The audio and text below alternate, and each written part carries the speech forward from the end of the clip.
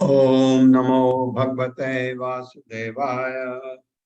ओम नमो वासुदेवाय। ओम नमो भगवते वासुदेवाय। ओम नमो भगवते वासुदेवाय। ओम नमो भगवते वासुदेवाय। ओम नमो भगवते वासुदेवाय। नारायणं नमस्कृत्य नारायणं नमस्कृत्य नरं चैव नरोत्तमं नरं चैव नरोत्तमं देवीं सरस्वतीं व्यासं भगवतीं व्यासं ततो जयमुदीरये। मुदीरये। नष्टप्रायेषु भद्रेषु नष्टप्रायेषु भद्रेषु नित्यं भागवत सेवया नित्यं भागवत सेवया भगवते उत्तम श्लोके भगवती उत्तमश्लोके भक्तिर्भवति नैष्ठिकी। भक्तिर्भवति नैष्ठिकी। हरे कृष्ण। आप सबका स्वागत है। हरे कृष्ण दंडवत प्रणाम। हरे कृष्णा। तीसरे दंडवत प्रणाम। हरे कृष्णा। हरे हरे कृष्णा। कृष्ण प्रभु जी, हरे कृष्ण। हरे कृष्णा माता जी, हरे कृष्णा। तीसरे श्लोक से बढ़ते हैं आगे। यर्हिवा महन्मी स्वे परिस्मिन् काल माययोः रमेत गत सम्मोहः त्यक्तो दास्ते तदो भयम्। यर्हिवा महन्मी स्वे परस्मिन् काल माययोः रमेत गत सम्मोहः त्यक्तो दास्ते तदो भयम्। त्यक्ता उदास्ते ऐसे कर सकते हैं, लेकिन संधि वाला भी पढ़ सकते हैं। जैसे तदो भयम है, तदा उभयम, तदो भयम। मेरे साथ ये यर्हि वाव महन्मी स्वे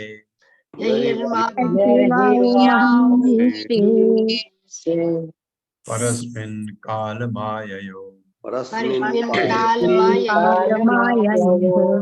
रमेत गत सम्मोहः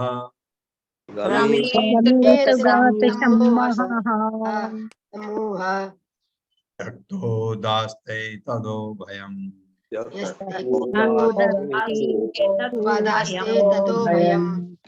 शब्दार्थ है यर्हि किसी समय, वाव निश्चय ही, महन में महिमा में, स्वे अपने आप का, परस्मिन परमेश्वर में, काल समय, माययो भौतिक शक्ति माया का, रमेत भोग करता है, गत सम्मोह भ्रांत धारणा सम्मोह से मुक्त होकर, त्यक्त्वा त्याग कर, उदास्ते पूर्णतः तदा तब, उभयम दोनों, मैं और मेरे की भ्रांत धारणा मैं और मेरे की ये धारणा भ्रांत है, काल्पनिक। भावार्थ है जैसे ही जीवात्मा अपनी स्वाभाविक महिमा में स्थित हो जाता है, स्वाभाविक स्थिति में जब आप आ जाएंगे अपनी, तो फिर आप तो क्या होता है, और काल तथा माया से गुणातीत हो जाता है, काल तथा माया से, क्योंकि अभी हम काल के अंदर है ना। अभी कैसे हैं, हम कहते हैं कल ऐसा होगा, परसों ऐसा होगा, कल ऐसा हुआ था, परसों ऐसा हुआ था, इसके अभी हम इसके बस में हैं, काल के बस में। तो लेकिन जब आप अपनी स्वाभाविक स्थिति में आ जाते हैं, क्या कहते हैं उसको, शाश्वत स्थिति, जब हमको उसमें हम आ जाते हैं, तब क्या होता है, काल और माया के प्रभाव से आप हट जाते हैं, गुणातीत हो जाता है, गुणों का कोई असर ही नहीं है। माया के जो गुण हैं, 3 गुण, उससे अलग होने को कहते हैं गुणातीत, उनसे दूर हो गया। वैसे ही वह जीवन की दोनों भ्रांत धारणाओं, क्या है दोनों भ्रांत धारणा, मैं हूं और ये सब मेरा मेरा है, वो त्याग देता है। इस ऐसी स्थिति जब आती है, वो त्याग देता है और शुद्ध आत्म स्वरूप में प्रकट हो जाता है। कितना अच्छा बोला है। ये स्थिति आती है जब हम भगवान धाम जाने के लिए तैयार होते हैं। अभी हम भौतिक जगत में हैं, फंसे हुए हैं तो लेकिन आप कहेंगे ये कैसे आएगा, आएगा, आप अवश्य आएगा। आप भगवान पर विश्वास रखें और अपने कार्य करते जाएं जो आप कर रहे हैं उनको। अभी भौतिक जगत में आप काम कर रहे हैं, आपका परिवार है, बेटा है, बेटी है, हस्बैंड है, माँ बाप है, सास ससुर है, सबसे कर्तव्य पूरी तरह अच्छी तरह निभाइए, सेवा करिए। तो और साथ साथ में भगवान की जो आप सेवा कर रहे हैं इतने टाइम से क्या कर रहे हैं, नित्यम भागवत सेवया, रोज भागवत सुन रहे हैं। बहुत बड़ा ये सेवा है भगवान की, भगवान के गुणों को सुनना, भगवान के लीलाओं को सुनना, ये भी एक भगवान की सेवा जैसी है। जैसे हरे कृष्ण मंत्र का जप कर रहे हैं, भगवान की क्या सेवा है इसमें? उनको नमस्कार करते हैं, उनको याद करते हैं, ये भी सेवा है। ये बहुत बड़ी बात है। धीरे धीरे ये परिस्थिति हमारी जाने से पहले आनी चाहिए, ये दिमाग में रखना है। तो फिर जब कहीं पर है कहते हैं मेरा मेरा, हम कहते हैं, एकदम ख्याल आता है, अरे मैं क्या कर रहा हूँ ये तो मेरा तो है ही नहीं, ये धारणा आती है। आपका एकदम जो स्वभाव है वो बदल जाता है। आप, एक होता है ना पॉजिटिवनेस, मेरा है बहुत ज्यादा होता है, एक आप में कम हो जाता है। कुछ लोग भक्ति में नहीं होते तब भी उनमें ऐसा गुण होता है। कैसा गुण होता है? जैसे आपको कुछ मिला कहीं से, आप या खरीद के लाए या किसी ने आपको दिया है, और कोई आपका जानने वाला आपको मिलता है, अरे ये तो बहुत ही अच्छा है, मुझे भी चाहिए था ऐसा, ये ले लो ये ले लो। कुछ लोग कहते हैं, साथ दे भी देते हैं, और हम कहते हैं नहीं आपके लिए ला देंगे, हम अच्छे हैं तो, और थोड़ा कम अच्छे हैं, कहे चाहिए वहां अभी भी है, खरीद के ले आइए। ये ये इतना फर्क होता है। तो कुछ लोग कहते हैं ये ले लो, हम बाद में ले आएंगे अपने लिए, स्वभाव ऐसा। ये गुणातीत वो लोग अगर वो भक्ति में आए तो उनकी तरक्की बड़ी जल्दी होती है।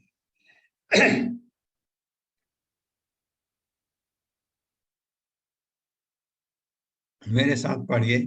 जैसे ही जीवात्मा ऐसे ही जीवात्मा जीवात्मा अपनी स्वाभाविक महिमा में अपनी स्वाभाविक महिमा में स्थित हो जाता है स्थित हो जाता है और काल तथा माया से गुणातीत हो जाता है, काल तथा माया से गुणातीत हो जाता है वैसे ही वह जीवन की दोनों भ्रांत धारणा, वो क्या है, मैं और मेरा, इस धारणा को त्याग देता है और शुद्ध आत्म स्वरूप में प्रकट हो जाता है।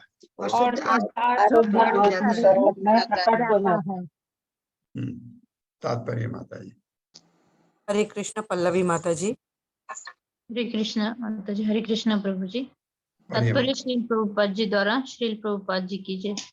मैं तथा मेरा जीवन के ये दो भाव दो श्रेणियों के मनुष्यों में प्रकट होते हैं।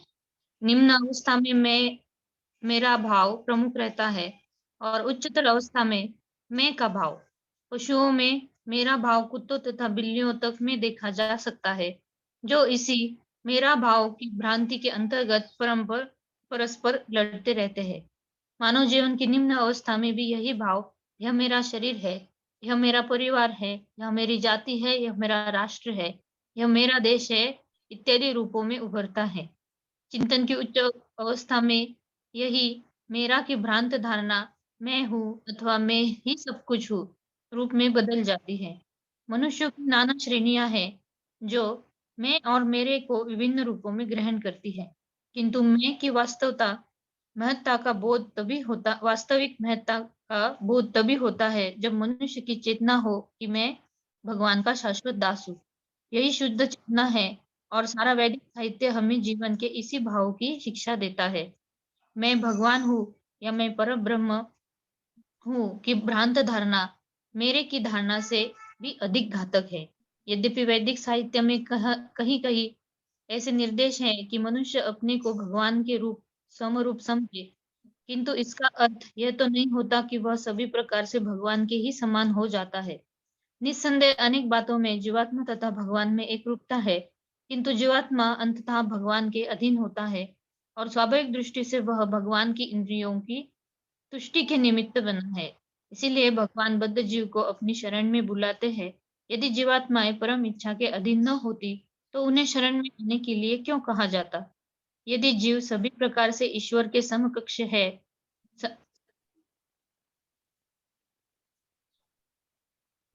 ऊपर चला गया माता जी।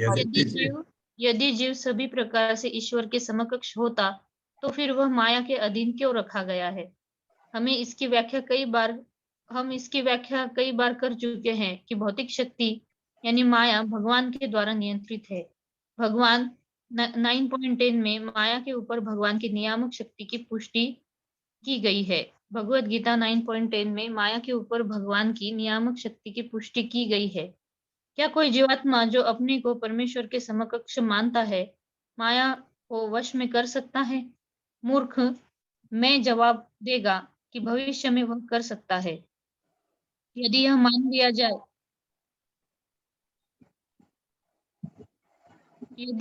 लिया जाए कि भविष्य में वह ऐसा कर सकेगा, तो फिर वह अभी माया के वश में क्यों है? भगवत गीता का कथन है कि परमेश्वर की शरण में जा करके मनुष्य माया के वश से मुक्त हो सकता है, किंतु यदि वह समर्पण नहीं करता, तो फिर जीवात्मा माया से कभी भी पार नहीं पा सकता।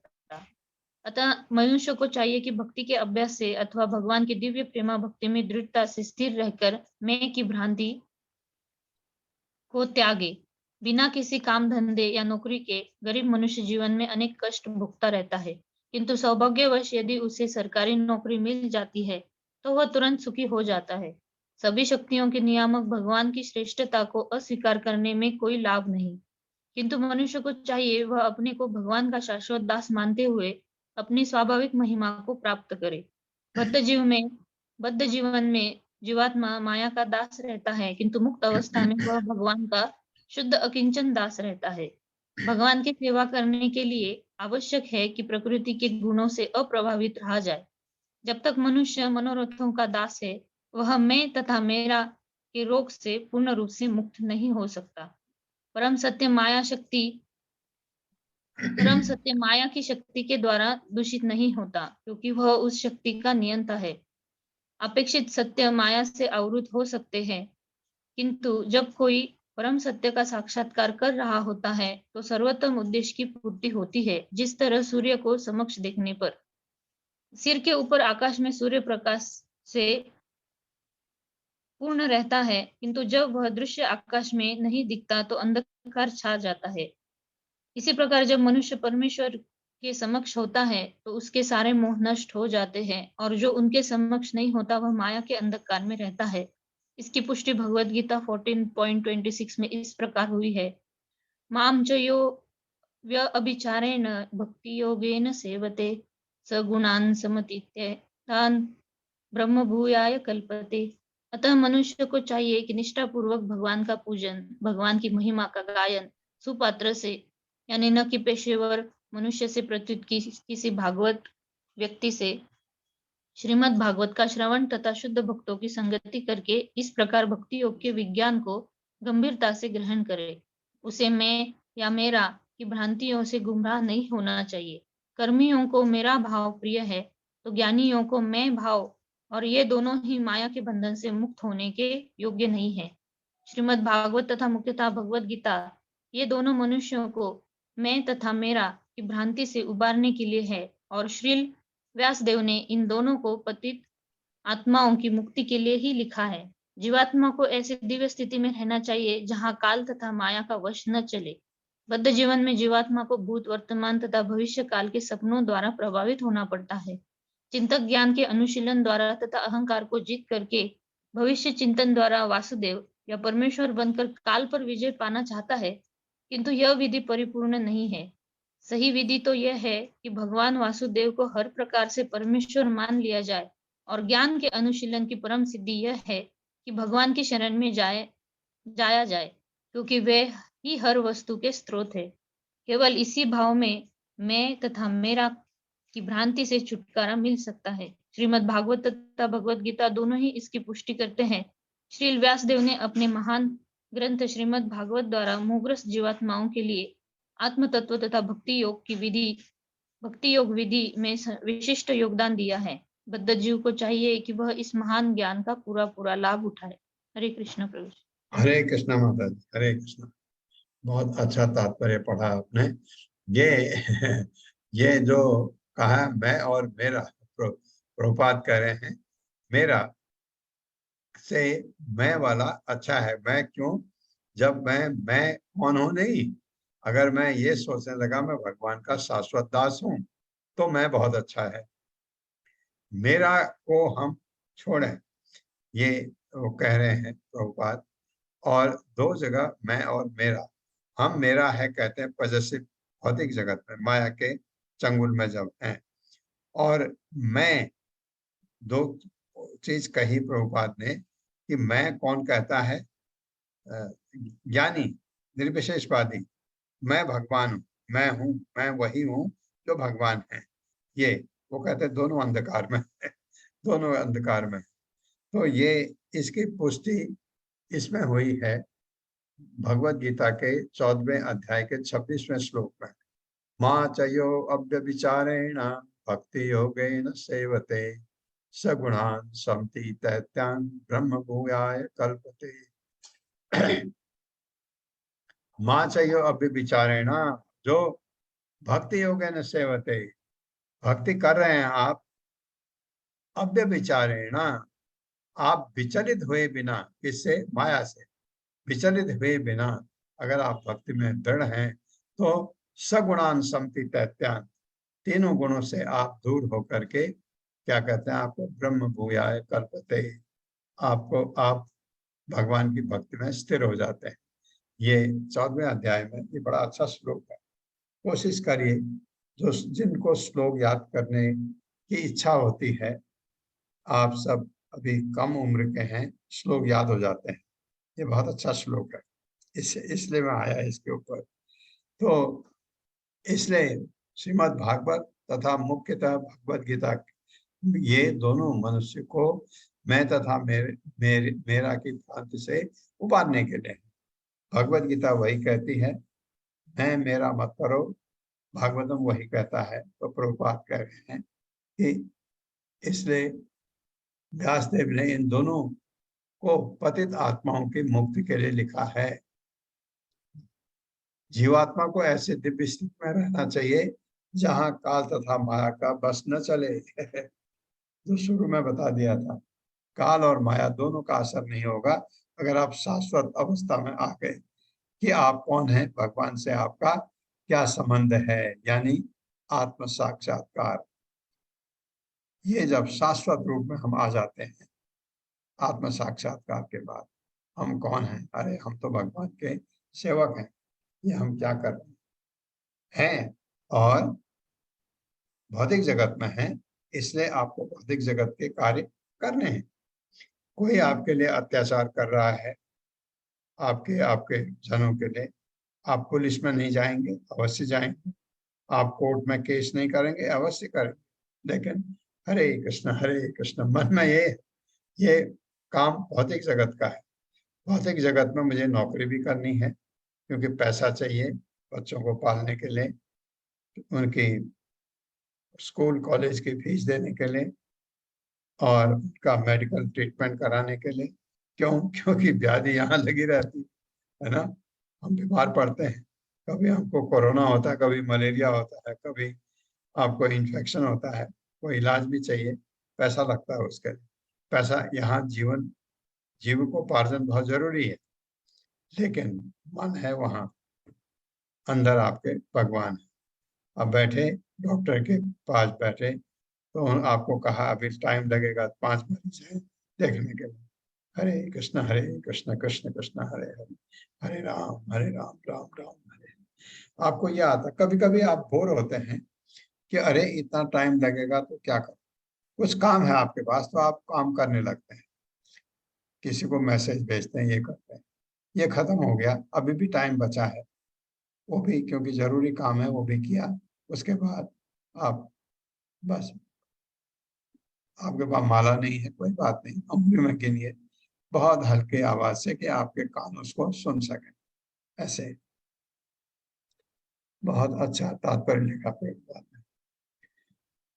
आत्म तत्व विशुद्ध्यर्थम यदा भगवान कृतम ब्रह्मणे दर्शयन स्वम अभ्यलेख व्रत आदृतः।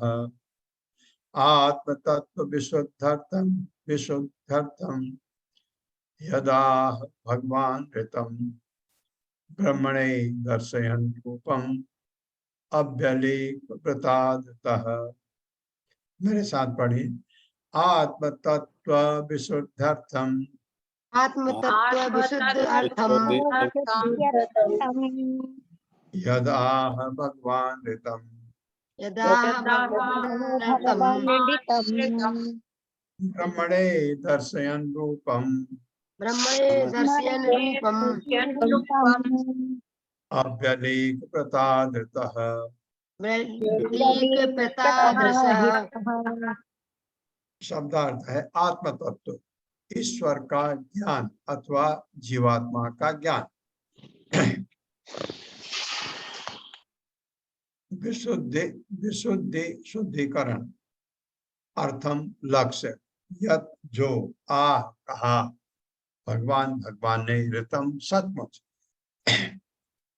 ब्रह्मणो ब्रह्मा जी को, दर्शयन दिखलाकर, रूपम नित्य रूप, अव्यलीक निष्कपट भाव से, व्रत संकल्प आदतः पूजित।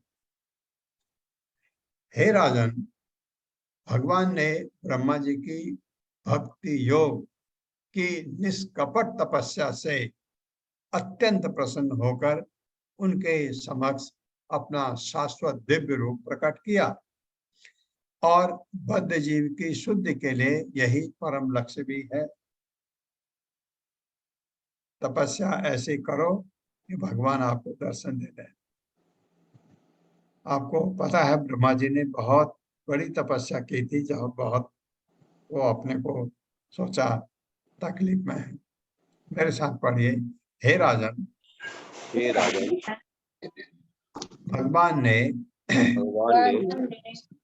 ब्रह्मा जी की भगवान जी की भक्ति योग की भक्ति योग निष्कपट तपस्या से निष्कपट तपस्या निष्कपट तपस्या से अत्यंत प्रसन्न होकर अत्यंत प्रसन्न होकर उनके समक्ष उनके समक्ष अपना शाश्वत दिव्य रूप प्रकट किया शाश्वत दिव्य रूप प्रकट किया और बद्ध जीव की शुद्धि के लिए और जीव की शुद्धि के लिए यही परम लक्ष्य भी है। यही परम लक्ष्य भी है। परम लक्ष्य भी है। जब कोई बहुत ही शुद्ध भाव से भगवान की भक्ति करता है, ध्यान लगाता है, तपस्या करता है, तो उस श्रेणी का आप समझिए जिसमें मैं मेरा का सवाल ही नहीं है। गुणा सम्ति दैत्यान, गुणों से बहुत दूर लाग चुका है और बहुत श्रद्धा से भगवान की तपस्या करता है, तो भगवान अपना रूप हृदय में दिखा देते हैं। आपको पता नारद के साथ क्या हुआ था। 5 साल का बालक, पढ़ा है आपने ये, 5 साल का बच्चा, और इतना जंगलों को पार करता हुआ भूखा प्यासा, फिर एक सरोवर में नहा के थोड़ा नदी का पानी पी करके, कि बहुत प्यास भी थी, भूखा भी था, तो नहा करके फिर बैठ के ध्यान लगाया, जैसे वो महात्माओं ने उसको बताया था। ध्यान लगाया, हृदय में आंख बंद थी, हृदय में भगवान आ गए नारद के। ऐसा होता है। तो ऐसी शुद्ध भक्ति अगर हम करें, हमारा भी नंबर आ सकता है। तात्पर्य माता जी। हरे कृष्णा। अनीता खंडेलवाल माता जी। हरे कृष्ण माता जी। हरे कृष्ण प्रभु जी। पढ़िए माता जी। श्रील प्रभुपाद की जय। श्रील प्रभुपाद द्वारा तात्पर्य। आत्म तत्व ईश्वर तथा जीवात्मा दोनों ही का विज्ञान है। परमेश्वर तथा जीवात्मा दोनों ही आत्मा कहलाते हैं। परमेश्वर परमात्मा कहलाते हैं और जीवात्मा आत्मा ब्रह्म या जीव कहलाता है। परमात्मा तथा जीव भौतिक शक्ति माया से परे होने के कारण आत्मा कहलाते हैं। अतः सुखदेव गोस्वामी ने इस श्लोक की व्याख्या परमात्मा तथा जीवात्मा दोनों के सत्य की शुद्धि के उद्देश्य से की है। साधारणतया लोगों की इन दोनों के बारे में बहुत ही मिथ्या धारणाएं हैं। जीवात्मा की भ्रांत धारणा भौतिक शरीर को शुद्ध आत्मा के रूप में पहचानना है और परमात्मा के बारे में भ्रांत धारणा उसे जीवात्मा के समकक्ष मानता है, किंतु ये दोनों भ्रांतियां भक्ति योग के एक ही प्रहार से ध्वस्त हो सकती हैं। जिस प्रकार सूर्य के प्रकाश में सूर्य तथा सूर्य प्रकाश के नीचे का सारा लोक दिखाई पड़ने लगता है। अंधकार में न तो कोई सूर्य को देख पाता है, न अपने आप को और न ही जगत को, किंतु सूर्य के प्रकाश में वह सूर्य को, अपने आप को तथा अपने चारों ओर के जगत को देख सकता है। अतः सूर्य के प्रकाश में वह सूर्य को, अतः श्रील सुखदेव गोस्वामी कहते हैं कि इन दोनों भ्रांतियों को हटाने के लिए भगवान ने ब्रह्मा के भक्ति योग के निष्कपट प्रण से प्रसन्न होकर उन्हें अपने शाश्वत रूप का दर्शन दिया। भक्ति योग के अतिरिक्त आत्म तत्व को जानने की कोई भी विधि अंततः भ्रम सिद्ध होगी। भगवद गीता में भगवान कहते हैं कि केवल भक्ति योग के द्वारा उन्हें पूर्ण रूप से जाना जा सकता है और तब आत्म तत्व में प्रवेश संभव है। भक्ति योग संपन्न करने में ब्रह्मा जी ने कठिन तपस्या की थी, अतः वे भगवान के दिव्य रूप को देख पाए। उनका दिव्य रूप 100% आध्यात्मिक है और शुद्ध भक्ति योग में समुचित तपस्या के बाद दिव्य दृष्टि में ही उनका दर्शन किया जा सकता है। ब्रह्मा के समक्ष जो रूप प्रकट हुआ था वह इस भौतिक संसार में हमारे द्वारा अनुभव किया जाने वाला रूप नहीं था। ब्रह्मा जी ने अपनी कठिन तपस्या ऐसे भौतिक रूप के साक्षात्कार के लिए नहीं की थी। अतः महाराज परीक्षित द्वारा पूछे गए प्रश्न का उत्तर मिल जाता है। भगवान सच्चिदानंद स्वरूप अर्थात शाश्वत ज्ञान से परिपूर्ण और आनंद से परिपूर्ण है, किंतु जीवात्मा का भौतिक रूप न तो सत है, न चित और न आनंद ही। यही भगवान के रूप तथा बद्ध जीव के रूपों में अंतर है, किंतु बद्ध जीव अपना चिदानंद रूप भक्ति योग द्वारा भगवान का दर्शन करके पुनः प्राप्त कर सकता है। सारांश यह है कि अविद्या के कारण बद्ध जीव अनेक प्रकार के नश्वर भौतिक रूपों में जकड़ा रहता है, किंतु भगवान के बद्धात्माओं जैसे नश्वर रूप नहीं होते। ये सदैव चिदानंद रूप में रहते हैं। यही जीवात्मा तथा परमात्मा में अंतर है। भक्ति योग के द्वारा इस अंतर को समझा जा सकता है। तब भगवान ने ब्रह्मा को 4 मूल श्लोकों में श्रीमद् भागवत का सार कह सुनाया। इस प्रकार श्रीमद् भागवत चिंतकों की सृष्टि नहीं है। श्रीमद् भागवत की ध्वनि दिव्य है और इसको अनुगूंज वेदों के ही समान है। इस प्रकार श्रीमद् भागवत की कथा भगवान तथा जीवात्मा दोनों के ज्ञान स्वरूप है।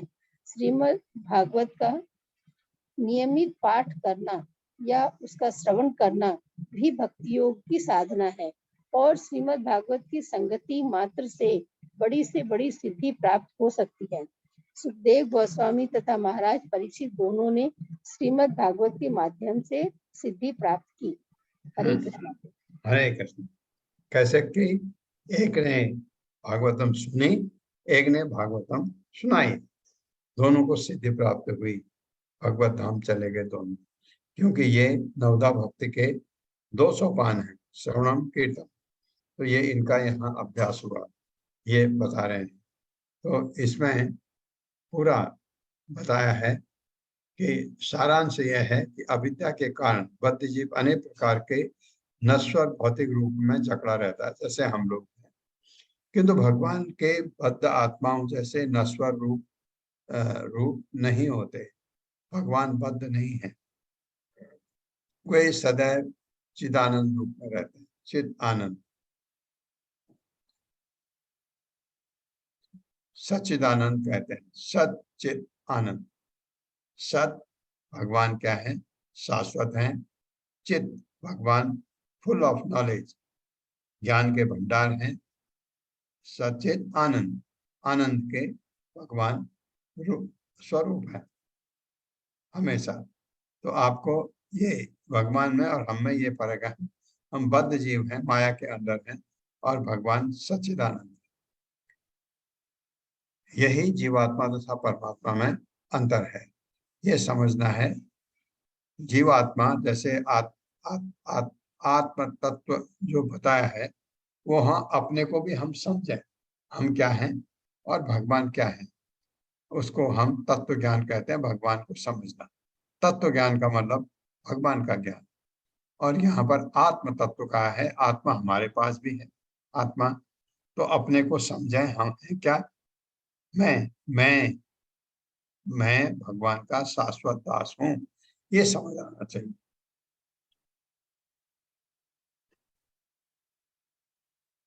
पांचवा श्लोक है,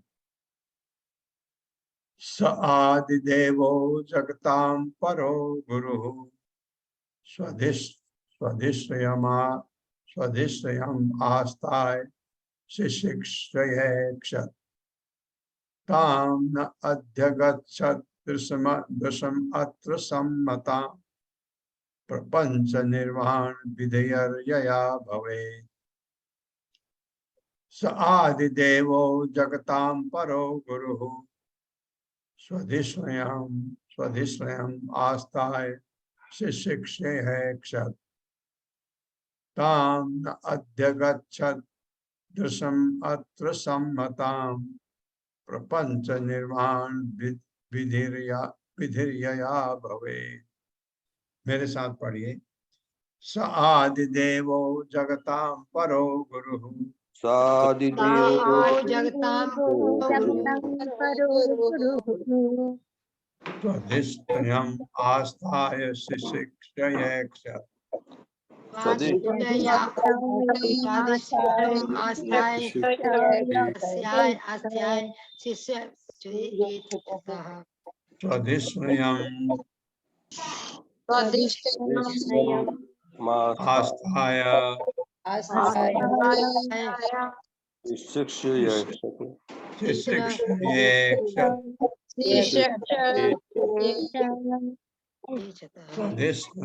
स्वधिष्ठयम् आस्थाय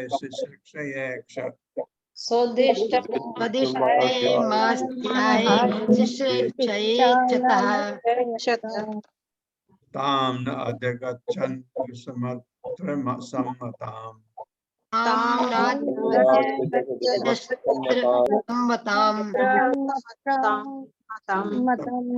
प्रपंच निर्माण विधिर्यया भवेत्।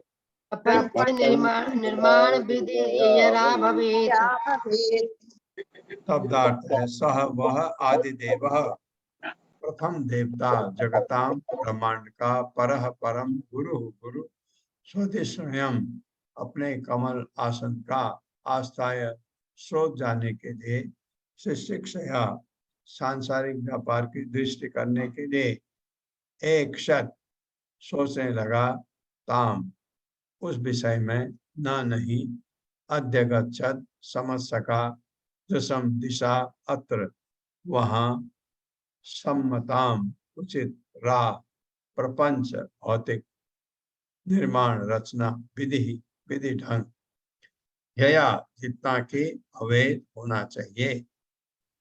प्रथम गुरु एवं ब्रह्मांड के सर्वश्रेष्ठ जीव होते हुए भी, प्रथम गुरु ब्रह्मा जी हैं हमारे भौतिक जगत के, क्योंकि ज्ञान उन्हीं से आए, एवं ब्रह्मांड के सर्वश्रेष्ठ जीव, क्यों सृष्टि करी उन्होंने, हम सब उन्हीं की बदौलत हैं। जीव होते हुए भी, सर्वश्रेष्ठ जीव होते हुए भी, ब्रह्मा अपने कमल आसन के स्रोत का पता न लगा सके और जब उन्होंने भौतिक जगत की सृष्टि करनी चाहिए, तो वे यह भी न जान पाए कि किस दिशा से यह कार्य प्रारंभ किया जाए। नहीं ऐसी सृष्टि करने के लिए कोई विधि ही ढूंढ पाए। पता है ना आपको, पढ़ा है हमने।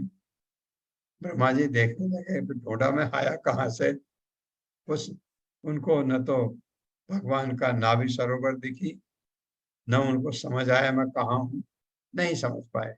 फिर क्या किया, तपस्या। भगवान ने दो शब्द उनके कानों में आए तो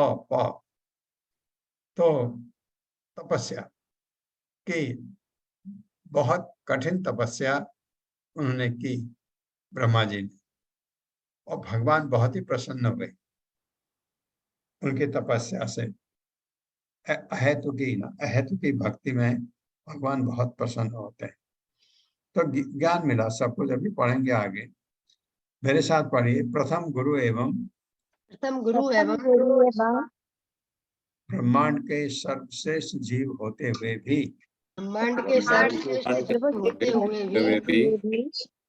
ब्रह्मा जी अपने कमल आसन के स्रोत का पता न लगा सके। अपने कमल आसन के स्रोत का पता नहीं लगा सके। और जब उन्होंने भौतिक जगत की सृष्टि करनी चाहिए, और जब उन्होंने भौतिक जगत की सृष्टि करनी चाहिए, तो वे यह भी न जान पाए कि यह भी नहीं जान पाए कि किस दिशा से यह कार्य प्रारंभ किया जाए।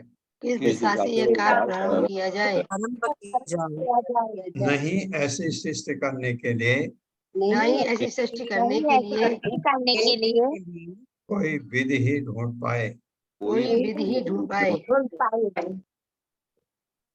तात्पर्य। हरे कृष्णा। कामिनी अग्रवाल माता जी।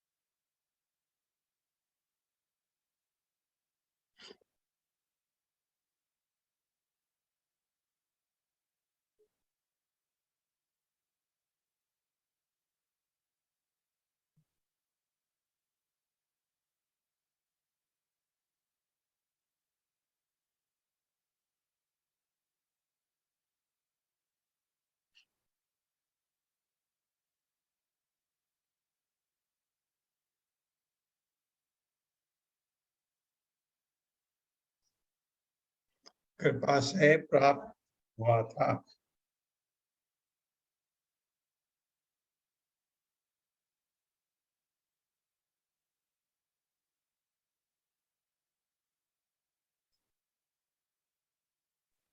माता जी आपकी आवाज नहीं आ रही ठीक से। माइक में गड़बड़ है।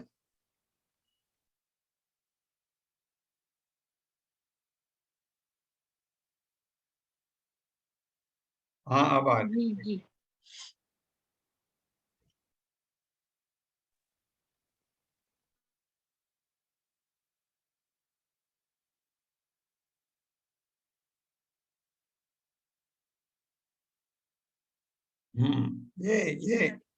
ये बहुत जरूरी है।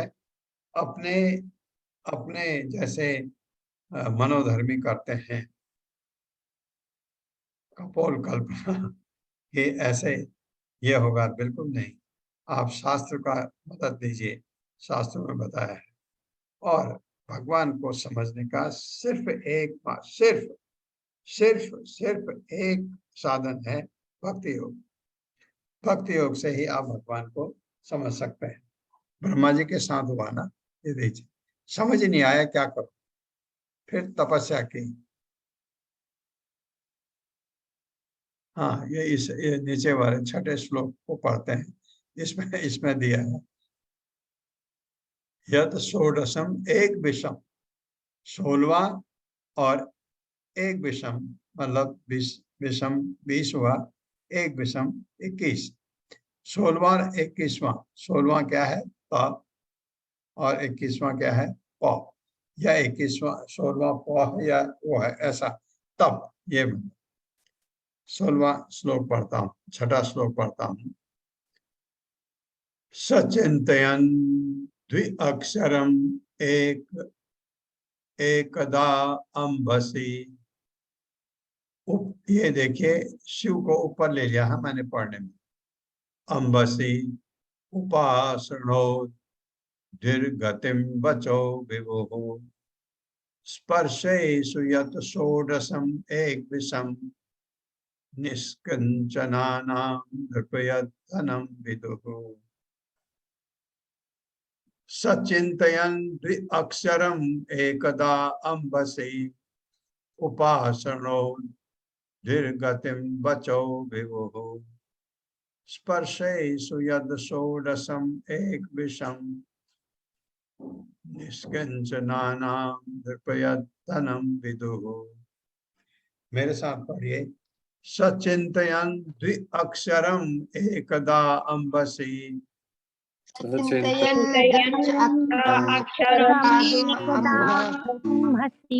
अम्भसि उपासनोद दीर्घतिम बचो विभुः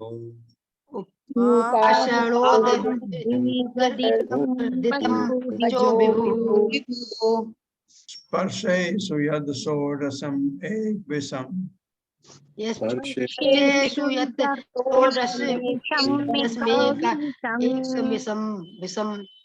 निष्किंचनानां नृपयद्धनं विदुः निष्किंचनानां धनं विदुः। शब्दार्थ है सह उसने चिंतन सोचते हुए द्वि दो अक्षरम अक्षर एकदा एक बार अम्बसी जल में उपासनोद पास ही सुना दो बार गदितम उच्चरित वचः शब्द विभु महान स्पर्शेषु स्पर्शाक्षर यद जो षोडशम 16वां एक विषम तथा 21वां निष्किंचना नाम सन्यासियों का नृप हे राजा यद जो है धनम संपत्ति विदु जैसा कि ज्ञात है। ये प्रश्न परीक्षित महाराज ने पूछे थे शुकमुनि से, ये भी बताइए, ये भी बताइए, ये भी बताइए, ये भी बताइए। मैं आपको कह रहा था ना पिछले अध्याय में, बारिश कर दी प्रश्नों की। और क्या कहा, मैं इतने पूछा है, कुछ मैं इसमें मैंने पूछ नहीं पाया, उनका भी उत्तर दीजिए। ऐसा आप जब पढ़ाते हैं, कोई टीचर है, तो जब कोई बच्चा प्रश्न पूछता है तो आपको समझ आ जाता है कि इसको ये भी नहीं पता है, तो इसलिए आप वो भी बताते हैं। तो ये उन्होंने कहा जो मैं नहीं पूछ पाया उसका भी उत्तर दीजिए, उसको भी बताइए, मैं जानना चाहता हूँ। तो आप समझ सकते हैं इस चीज को। या किसी समय कोई पढ़ाई छोड़िए, किसी समय कोई व्यक्ति आपसे कुछ पूछ रहा है कि क्या है, आप समझ जाते हैं इसको ये तो नहीं पता है, इसके साथ ये चीजें जुड़ी हैं, इसको ये भी नहीं पता होगा, ये पूछ रहा है तो इसका मतलब ये भी नहीं पता होगा, तो आप इसको सब बताते हैं। ऐसे बातें हो रही हैं।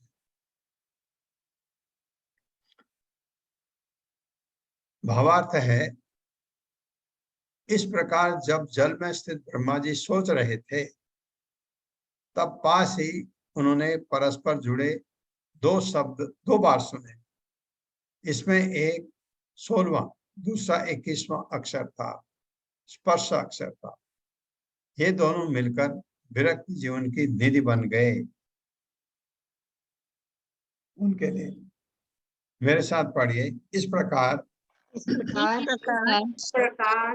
जब जल में स्थित ब्रह्मा जी सोच रहे थे, जब जल में स्थित ब्रह्मा जी सोच रहे थे, तब पास ही उन्होंने परस्पर जुड़े हुए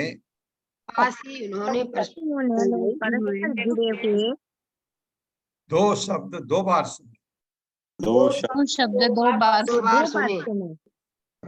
इनमें से एक 16वां इनमें एक से 16वां 1/16 और दूसरा 21वां स्पर्श अक्षर था। और और दूसरा 21वां स्पर्श अक्षर। स्पर्श अक्षर था। ये दोनों मिलकर ये दोनों मिलकर विरक्त जीवन की निधि बन गए। विरक्त जीवन की निधि बन गए। की निधि बन गए। हाँ, एक तो है, एक पौ है।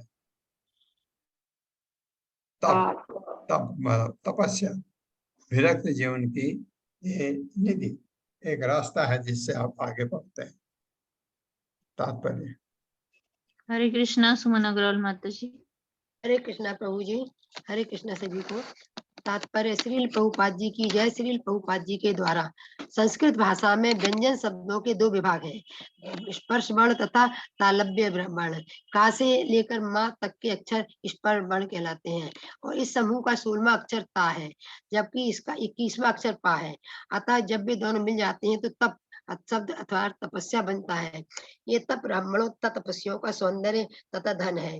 भागवत दर्शन के अनुसार प्रत्येक मनुष्य तप के निमित्त बना है और किसी निमित्त नहीं, क्योंकि एकमात्र तपस्या के द्वारा उसे आत्मबोध हो सकता है। मानव जीवन का धर्म इंद्रिय तृप्ति नहीं अपितु आत्म साक्षात्कार है। ये तप सृष्टि के आदि काल से ही चला आ रहा है और सर्वप्रथम परम गुरु ब्रह्मा जी ने इसे ग्रहण किया था। तपस्या के ही द्वारा मनुष्य को मानव जीवन का लाभ प्राप्त हो सकता है, पशु जीवन की दिखलावटी सभ्यता से नहीं। पशु खाने पीने तथा मजा उड़ाने द्वारा इंद्रिय तृप्ति के अतिरिक्त कुछ भी नहीं जानता, किंतु मनुष्य का जन्म तपस्या करके भगवान के धाम वापस जाने के लिए हुआ है। जब ब्रह्मा जी की समझ में नहीं आ रहा था कि ब्रह्मांड की सृष्टि किस प्रकार की जाए, तो वे कमल आसन के स्रोत का तथा सृष्टि के साधन का पता लगाने के लिए जल के भीतर गए, जहां उन्होंने तप शब्द की 2 बार गूंज सुनी। तप के पथ को ग्रहण करना जिज्ञासु का मानो दूसरा जन्म हो। यहाँ पर उपस्रोत शब्द अत्यंत सार्थक है। यह उपनयन के समान है, अर्थात तप के मार्ग पर शिष्य को गुरु के समीप लाने के समान है। अतः ब्रह्मा जी को श्री कृष्ण ने दीक्षा दी। इसकी पुष्टि स्वयं ब्रह्मा जी ने अपनी कृति ब्रह्म संहिता में की है। ब्रह्म संहिता में प्रत्येक श्लोक में ब्रह्मा जी ने गोविंदम आदि कुशम तमम भजामी स्तुति की है। इस तरह श्री कृष्ण ने कृष्ण महामंत्र द्वारा ब्रह्मा को दीक्षा दी, जिससे विशाल ब्रह्मांड की सृष्टि करने के पूर्व वे वैष्णव अथवा भगवान के भक्त हो सके। ब्रह्म संहिता में उल्लेख है कि ब्रह्मा जी को 18 अक्षर वाले कृष्ण मंत्र में दीक्षित किया गया, जिसे प्रायः कृष्ण के समस्त भक्त स्वीकार करते हैं। हम उसी सिद्धांत का पालन करते हैं, क्योंकि हमारा ब्रह्म संप्रदाय से संबंध है, जो सीधे ब्रह्मा से नारद, नारद से व्यास, व्यास से मधुमुनि, मधुमुनि से माधवेंद्रपुरी तथा माधवेंद्रपुरी से ईश्वरपुरी, ईश्वरपुरी से भगवान चैतन्य और क्रमशः हमारे गुरु भगवत कृपा मूर्ति भक्ति सिद्धांत सरस्वती जी की शिष्य परंपरा में है। इस प्रकार जो मनुष्य शिष्य परंपरा में दीक्षित होता है, उसे वैसा ही फल या सृष्टि करने की शक्ति प्राप्त होती है। कामना रहित भगवत भक्ति के लिए इस पवित्र मंत्र का जप ही एकमात्र आसरा है। केवल ऐसी तपस्या से भगवत भक्ति ब्रह्मा जी के समान सारी सिद्धियां प्राप्त कर लेता है। हरे कृष्णा प्रभु जी। हरे कृष्ण। हरे कृष्णा सभी को धन्यवाद। बहुत अच्छी तरह समझाया है प्रभुपाद ने। ये मध्व मुनि जो कहा है ना, इधर प्रभुपाद ने कहा सीधे ब्रह्मा से ब्रह्मा जी को ज्ञान दिया। इसी अध्याय में, ये दूसरे स्कंद के 9वें अध्याय में वो 4 श्लोक का वर्णन है। चतुश्लोकी कहा जाता है।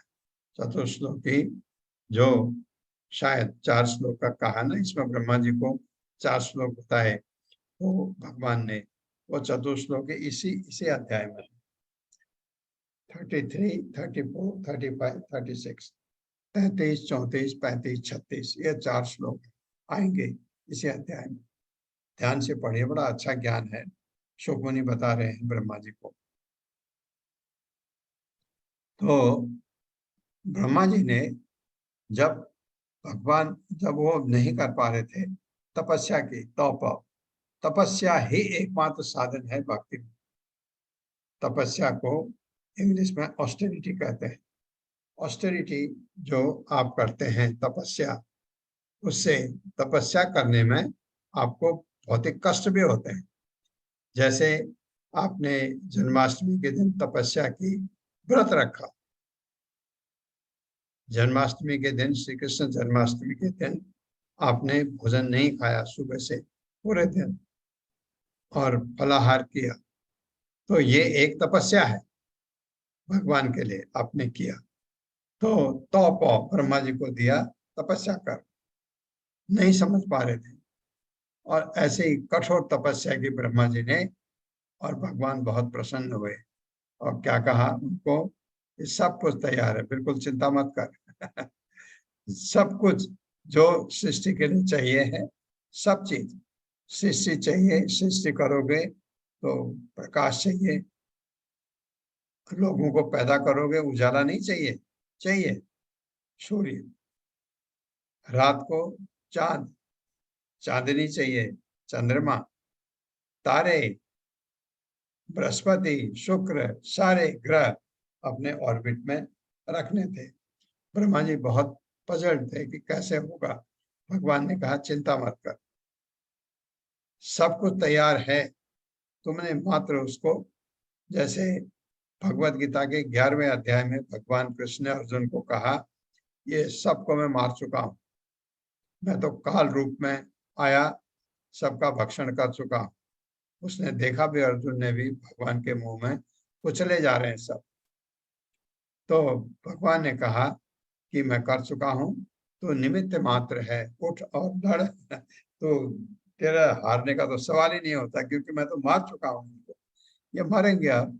जैसे एक लीला है भगवान की, ऐसे। तो यहाँ पर ब्रह्मा जी को कहा कि सब कुछ है, बिल्कुल चिंता मत कर, सिर्फ तुमने उनको अपने अपने जगह पर लगाना है, और उसके लिए जब तुम सोचोगे बुद्धि तुमको प्राप्त होगी, क्योंकि मैंने ऐसा ज्ञान तुम्हारे उसमें डाल दिया। आप क्योंकि भगवान के भक्त हैं, आप तकलीफ में हैं, जैसे सोचेंगे कि अब सूर्य को कैसे रखूं इसकी कक्षा में, सूर्य को, तो आप सोचेंगे हाँ सूर्य इस कक्षा में अपने आप ही चला जाएगा, चंद्रमा अपनी कक्षा में, पृथ्वी अपनी कक्षा में, सब अपनी कक्षा में अपने ऑर्बिट में घूमेंगे। ये ब्रह्मा जी की शक्ति नहीं है, भगवान की शक्ति है, भगवान ने कराया। उससे कहा तो चिंता मत कर, सब अपने आप हो जाएगा, और अपने आप हो भी गया। ब्रह्मा जी खुश होते रहे, सोचते रहे अब क्या करूं, अब इस भौतिक सृष्टि करने के लिए यहाँ तो ये भी चाहिए।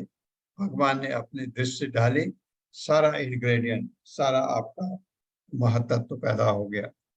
और सब, क्योंकि ये जो 24 तत्व आपने पढ़े हैं, इस 24 तत्व के साथ हमारी आत्मा का इंटरेक्शन होता है, क्रिया प्रतिक्रिया जिसे कहते हैं आप, वही हमारा जीवन है।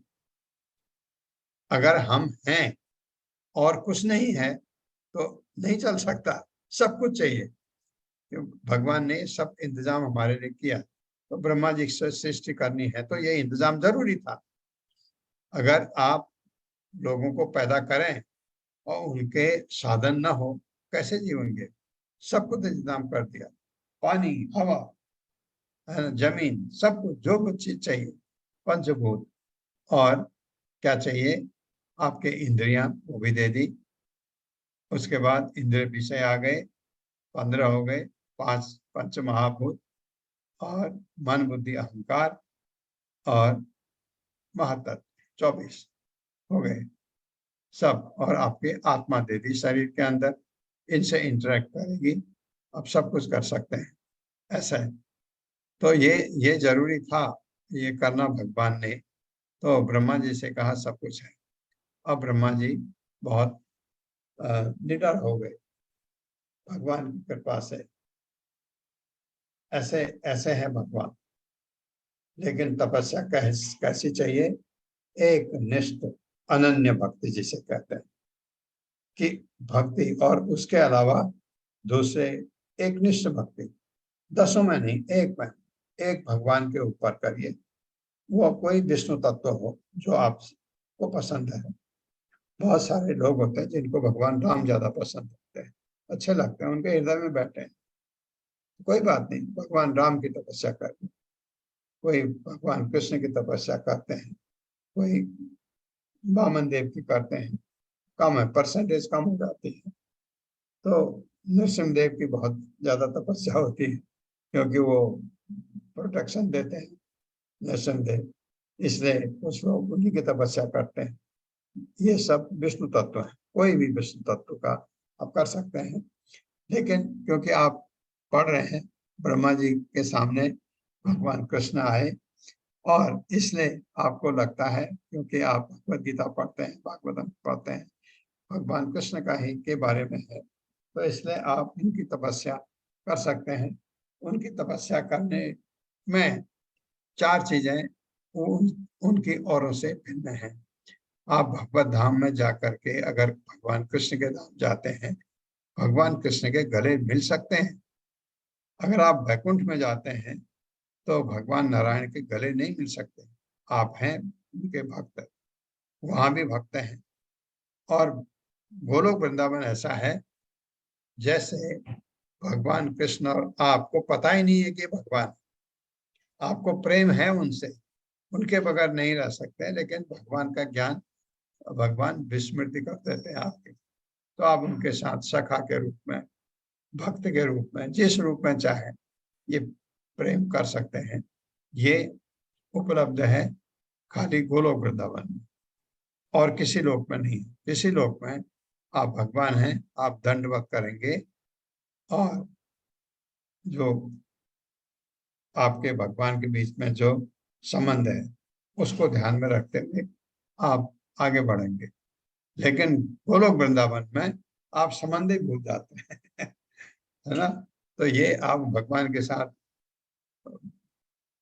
मजाक में कह रहा हूँ, फुटबॉल खेल रहे हैं या कोई कोई भी गेम खेल रहे हैं, कर सकते हैं उनके साथ, ऐसा है। ओम अज्ञान तिम्रांधस्य ज्ञानांजनशलाकया चक्षुरुन्मिलितं तस्मै श्री गुरुवे नमः। विष्णुपादाय कृष्णप्रेष्ठाय भूतले श्रीमते भक्तिवेदांत स्वामिनिति नामिने नमस्ते सारस्वती देवे गौरवाणी प्रचारिणे निर्विशेष शून्यवादी पाश्चात्य देशतारिणे। जय हो श्री कृष्ण चैतन्य प्रभु नित्यानंद श्री अद्वैत गदाधर शिवा साथी गौर भक्त। हरे कृष्णा कृष्ण कृष्णा हरे हरे, हरे राम राम राम हरे हरे। हरे कृष्णा।